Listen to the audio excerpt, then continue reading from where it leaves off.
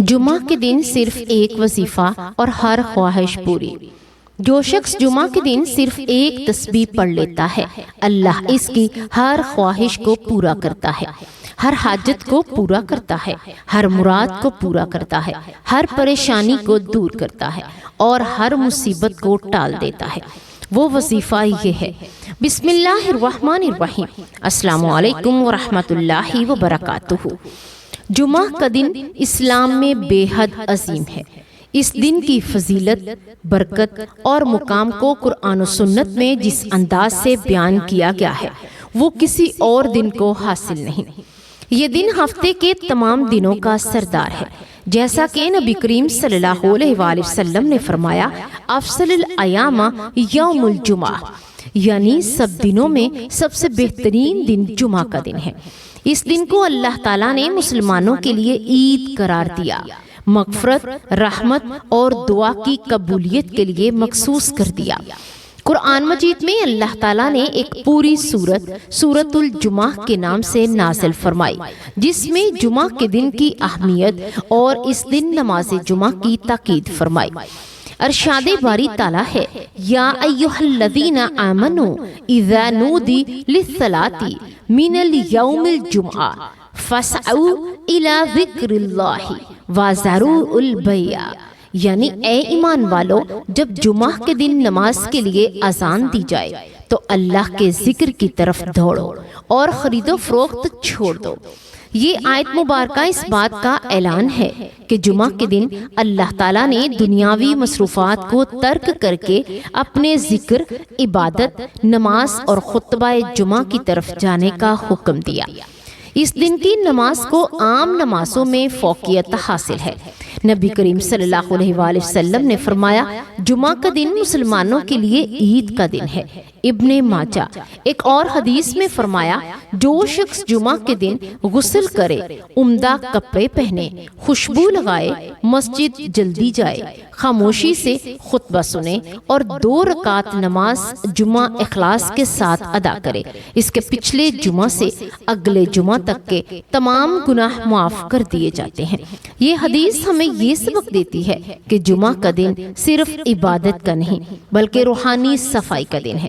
مسلمان اس دن نہ صرف ظاہری طور پر پاکیزگی اختیار کرے بلکہ اپنے دل، نیت، ارادے کو بھی صاف کرے۔ نبی صلی اللہ علیہ وآلہ وسلم نے ایک اور مقام پر فرمایا، جمعہ کے دن آدم علیہ السلام پیدا کیے گئے، اسی دن جنت میں داخل کیے گئے اور اسی دن جنت سے نکالے گئے، اور قیامت بھی جمعہ کے دن ہی قائم ہوگی۔ مسلم شریف۔ یہ حدیث ظاہر کرتی ہے کہ جمعہ کا دن کائنات کی تخلیق، انسان کی ابتدا، قیامت کی انتہا، تینوں کا مرکز ہے۔ یہی دن اللہ کے نزدیک سب سے عظیم دن ہے۔ صحابہ کرام رضی اللہ تعالی عنہ جمعہ کے دن کو بڑی عقیدت سے گزارتے تھے۔ حضرت عمر رضی اللہ تعالی عنہ فرماتے ہیں کہ جو شخص جمعہ کے دن سورۃ کہف پڑھے، اس کے لیے ایک نور روشن کر دیا جاتا ہے جو اگلے جمعہ تک رہتا ہے۔ حضرت علی رضی اللہ تعالی عنہ فرماتے تھے کہ جمعہ مومن کے لیے عید ہے۔ اس دن خوشبو لگاؤ، عمدہ لباس پہنو اور اپنے دل کو پاک رکھو۔ نبی صلی اللہ علیہ وآلہ وسلم نے فرمایا، جس نے جمعہ کے دن سویرے غسل کیا، جلدی مسجد گیا، امام کے قریب بیٹھا، خاموشی سے خطبہ سنا، اس کے ہر قدم کے بدلے 1 سال کے روزے اور قیام کا ثواب لکھا جاتا ہے۔ احمد ابو داؤد یہ بات بتاتی ہے کہ جمعہ کا دن محض فرض نماز کے لیے نہیں بلکہ قرب الہی حاصل کرنے کا نایاب موقع ہے۔ جمعہ کے دن کے مخصوص آداب بھی بیان کیے گئے ہیں، مثلاً غسل کرنا، ناخن کاٹنا، مسواک کرنا، عمدہ کپڑے پہننا، خوشبو لگانا، سورۃ کہف کی تلاوت کرنا، درود شریف کثرت سے پڑھنا اور خطبہ جمعہ کے وقت خاموشی اختیار کرنا۔ نبی صلی اللہ علیہ وآلہ وسلم نے فرمایا، اس دن مجھ پر کثرت سے درود پڑھو کیونکہ تمہارا درود مجھ تک پہنچایا جاتا ہے۔ ابو داؤد اسلام میں جمعہ کو ہفتے کی روحانی تجدید کا دن سمجھا جاتا ہے۔ یہ دن وہ دن ہے جب مومن اپنے رب سے عہد تازہ کرتا ہے۔ وہ سارے ہفتہ بھر کی دنیاوی آلودگیوں کو دھو کر اللہ کے حضور حاضر ہوتا ہے۔ خطبہ جمعہ دراصل امت کو بیدار کرنے، نصیحت دینے اور دین کی تعلیم کو زندہ رکھنے کا ذریعہ ہے۔ نبی صلی اللہ علیہ وآلہ وسلم جمعہ کے دن خاص طور پر مساجد کو آباد فرماتے تھے۔ صحابہ کرام اس دن مسجد کے دروازوں پر صبح سویرے پہنچ جاتے۔ حدیث میں آتا ہے جو شخص سب سے پہلے مسجد جاتا وہ اونٹ قربان کرنے کے برابر ثواب پاتا ہے، دوسرا بکر یعنی گائے قربان کرنے کے برابر، تیسرا مینڈا، چوتھا مرغی اور پانچواں انڈا دینے کے برابر۔ یعنی مسجد جانے میں جلدی کرنے کی فضیلت اتنی عظیم ہے کہ ہر درجہ میں ثواب گھٹتا جاتا ہے۔ جمعہ کا دن ایک اجتماعی عبادت کا دن بھی ہے۔ اس دن مسلمان دنیا کے ہر کونے میں ایک وقت میں جمع ہو کر عبادت کرتے ہیں، ایک اللہ کی۔ اس اجتماعیت میں امت مسلمہ کا اتحاد پوشیدہ ہے۔ نبی صلی اللہ علیہ وآلہ وسلم نے فرمایا، جمعہ کے دن کا خطبہ مومنوں کے لیے نصیحت اور اللہ کی یاد ہے۔ جو اسے چھوڑ دیتا ہے وہ اللہ سے غافل ہو جاتا ہے۔ اس دن کے متعلق نبی صلی اللہ علیہ وآلہ وسلم نے فرمایا، جمعہ کے دن ایک گھڑی ایسی ہے جس میں کوئی مسلمان اللہ سے کوئی جائز چیز مانگے تو اللہ ضرور اسے عطا فرماتا ہے۔ بخاری مسلم۔ یہ ساعت الاستجابہ کہلاتی ہے، یعنی قبولیت کی گھڑی۔ علماء کے نزدیک یہ وقت یا تو عصر اور مغرب کے درمیان یا امام کے منبر پر بیٹھنے سے نماز کے اختتام تک کا ہے۔ جمعہ کے دن کی عظمت کے حوالے سے ایک واقعہ بھی ملتا ہے کہ نبی کریم صلی اللہ علیہ وآلہ وسلم نے فرمایا، اللہ تعالیٰ نے ہم مسلمانوں کو جمعہ عطا فرمایا، جبکہ پہلے امتوں کو یہ دن نہیں ملا۔ یہ دن ان سے چھین کر ہمیں دیا گیا، اور جمعہ کی فضیلت کے ساتھ ہم پر اللہ نے خاص فضل فرما دیا۔ مسند احمد۔ یہ اس بات کی دلیل ہے کہ جمعہ اللہ کی خاص نعمت ہے جو امت محمدیہ صلی اللہ علیہ وآلہ وسلم کے لیے مخصوص کی گئی ہے۔ جمعہ کی نماز کو چھوڑنے والوں کے لیے نبی صلی اللہ علیہ وآلہ وسلم نے سخت وعید بیان فرمائی۔ جو 3 جمعے سستی یا غفلت سے چھوڑ دے، اللہ اس کے دل پر مہر لگا دیتا ہے۔ ترمذی۔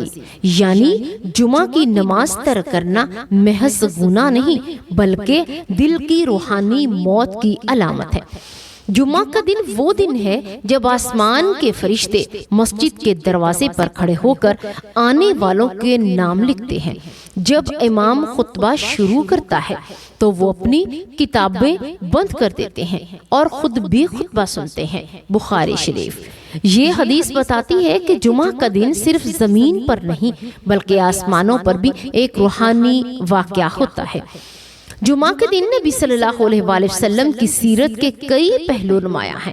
آپ صلی اللہ علیہ وآلہ وسلم اس دن سفید لباس پسند فرماتے، مسواک کرتے، سر اور داڑھی میں تیل لگاتے، مسجد میں داخل ہوتے وقت خشوع و خضوع کے ساتھ سلام کرتے۔